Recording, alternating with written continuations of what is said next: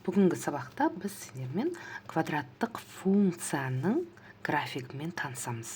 Квадраттық функцияда y тең ax квадрат қосылған bx қосылған c түрінде беріледі. a, b, c коэффициенттері міндетті түрде болу керек.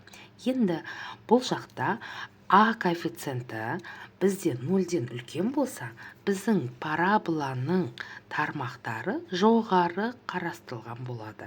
Енді міне а 0-ден үлкен болса, квадраттық функцияның параболасы бізде тармақтары жоғары көтерілген.